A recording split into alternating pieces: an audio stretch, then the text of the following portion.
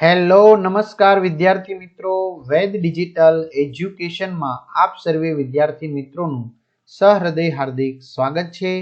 આજે આપણે ધોરણ 7 ની અંદર વિષય સંસ્કૃત જેમાં ચેપ્ટર નંબર 6 વિજ્ઞાનસ્ય ચમત્કારાહ, તો વિજ્ઞાનસ્ય એટલે કે વિજ્ઞાનના, ચમત્કારાહ એટલે કે ચમત્કાર, વિજ્ઞાનનું શું ચમત્કાર છે એમનું સરસ મજાનું ભાષાંતર સાથે સમજૂતી જોવાના છીએ। તો ખાસ વિદ્યાર્થી મિત્રો, ચેનલમાં નવા હોય તો ચેનલ સબસ્ક્રાઇબ કરો, વિડીયો લાઈક કરો, તમારા મિત્રો દોસ્તોને શેર કરો। એતત એટલે આ, વિજ્ઞાનસ્ય એટલે કે વિજ્ઞાનનો, યુગમ એટલે યુગ છે। આ 21મી સદી જેને કહેવાય, તો 21મી સદી એ કોનો યુગ છે? વિજ્ઞાનનો યુગ છે। અત્ર તત્ર સર્વત્ર, અત્ર એટલે અહીં, તત્ર એટલે ત્યાં, સર્વત્ર એટલે બધે, અહીં ત્યાં બધે, વિજ્ઞાનસ્ય એટલે કે વિજ્ઞાનનો, ચમત્કારાન એટલે કે ચમત્કાર, વયમ આપણે, પશ્યામ, પશ્યામ એટલે કે જોઈ શકીએ છીએ, વયમ પશ્યામ આપણે જોઈએ છીએ। એટલે કે આ વિજ્ઞાનનો યુગ છે, અહીં ત્યાં અને બધે વિજ્ઞાનનો ચમત્કાર આપણે જોઈએ છીએ। ઘણા બધા વિદ્યાર્થી મિત્રોની કમેન્ટ આવે છે જે નવા છે એમની કે સર દરેક વિષયના અમારે આવી રીતે વિડીયો લેક્ચર જોવા છે તો મળી જશે? હા ભાઈ, મળી જશે। પરીક્ષાના સમયે પેપર બી મળી જશે। તો ગૂગલ પ્લે સ્ટોર કે જ્યાંથી આપણે ગેમ ડાઉનલોડ કરીએ ત્યાં જઈને વેદ ડિજિટલ એજ્યુકેશન નામની એપ્લિકેશન ડાઉનલોડ કરો, ઓપન કરશો એટલે આ પેજ ખુલે, એમાં તમારા પોતાના મોબાઈલ નંબર નાખો, સેન્ડ ઓટીપી કરો, 4 આંકડાનો ઓટીપી નાખશો એટલે પેડ કોર્સમાં જુદા જુદા પેડ પ્લાનની પીડીએફ, એક્ઝામ પેપરમાં પેપરો, 3 થી 12 માં 3 થી 12 ના વિડીયો, તમારું ધોરણ પસંદ કરી વિષય પ્રમાણે પાઠવા વિડીયો જોઈ શકશો, પરીક્ષાના પેપર પણ મેળવી શકશો અને પીડીએફ પણ મેળવી શકશો। એષ એટલે આ, ભ્રમણ ભાષ એટલે કે મોબાઈલ ફોન જેને કહેવાય ભ્રમણ ભાષા। મિત્રો આ પાઠમાંથી શું પૂછશે? શબ્દો સંસ્કૃતમાં અને ગુજરાતીમાં એનો અર્થ, અથવા તો ગુજરાતીમાં શબ્દો તો એનો સંસ્કૃતમાં શું કહેવાય એવું પરીક્ષામાં પૂછશે, અથવા તો ચિત્ર પરથી તમારે એનું સંસ્કૃત નામ લખવાનું થશે। એષ એટલે આ, ભ્રમણ ભાષ એટલે મોબાઈલ ફોન, આ મોબાઈલ ફોન છે। જનાહા એટલે કે લોકો, એટલે જનાહા કહીશું। ભ્રમણ ભાષેણ એટલે કે મોબાઈલ ફોન વડે પરસ્પરમ એટલે કે એકબીજા સાથે, વાર્તાલાપમ એટલે કે વાતચીત, કુર્વંતી એટલે કરે છે। એટલે કે લોકો મોબાઈલ ફોન વડે એકબીજા સાથે વાતચીત કરે છે। જો કે તમે અત્યારે વિડીયો પણ જોઈ રહ્યા છો। એતત એટલે આ, શીતકમ એટલે કે ફ્રીજ, આ ફ્રીજ છે। જનાહા લોકો, શીતકસ્ય એટલે કે ફ્રીજનું, શીતપેયમ, શીતપેયમ એટલે કે ઠંડુ પાણી એટલે કે જલમ, ઠંડુ પાણી, પીબંતી પીવે છે। આ ફ્રીજ છે, લોકો ફ્રીજનું ઠંડુ પાણી પીએ છે। એતત આ, સંગણકમ, સંગણકમ એટલે કે કમ્પ્યુટર છે, બરાબર, આ કમ્પ્યુટર છે।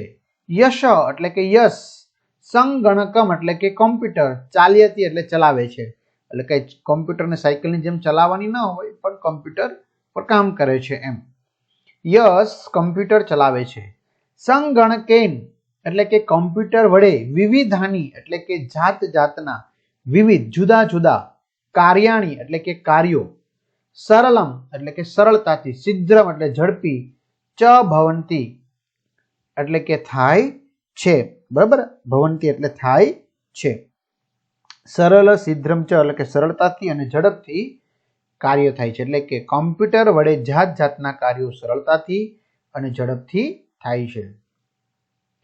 એતત દૂરદર્શનમ, આ શું છે? દૂરદર્શનમ, દૂરદર્શન એટલે ટેલિવિઝન, ટીવી જેને કહેવાય, બરાબર, આ દૂરદર્શન છે, આ ટીવી છે।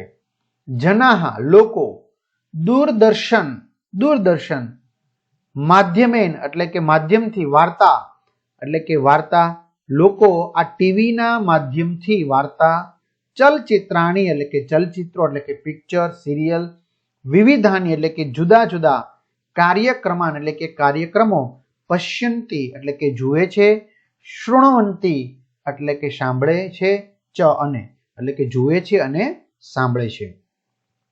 આ દૂરદર્શન ટેલિવિઝન છે.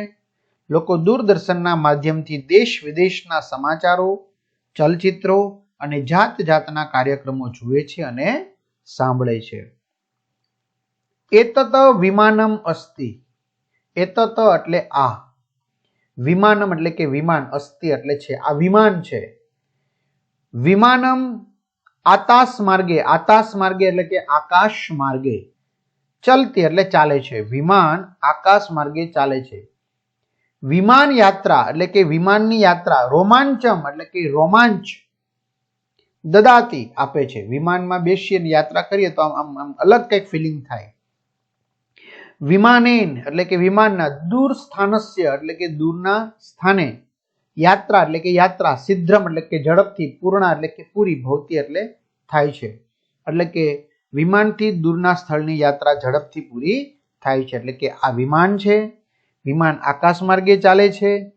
વિમાન દ્વારા કરાતો પ્રવાસ રોમાંચ આપે છે. વિમાનથી દૂરના સ્થળની યાત્રા ઝડપથી પૂરી થાય છે. એતત વ્યજનમ, આ પંખો છે. વ્યજનમ એટલે પંખો, આ છત પરનો પંખો છે. વ્યજનમ ભ્રમણમ એટલે કે આ પંખો ભ્રમણ એટલે કે ફરે, કરોતી એટલે છે, પંખો ફરે છે. વ્યજનમ પંખો, તાપમ એટલે કે તાપ, ગરમી, હરતી એટલે હરે છે. આ છત પરનો પંખો છે, પંખો ફરે છે અને પંખો ગરમીને હરી લે છે. તો આ રીતે વિદ્યાર્થી મિત્રો સરસ મજાનું આપણે અહીંયા સોલ્યુશન જોયું. તો તમારા મિત્રો દોસ્તોને જાણ કરી દો. ચેનલમાં ન હોય ચેનલ સબસ્ક્રાઇબ કરી દો, વિડીયો લાઈક કરી દો અને તમને આ કેવું લાગ્યું ચોક્કસથી કમેન્ટ કરશો. તો અહીં સુધી રાખીએ. અસ્તુ. જય હિન્દ, જય ભારત.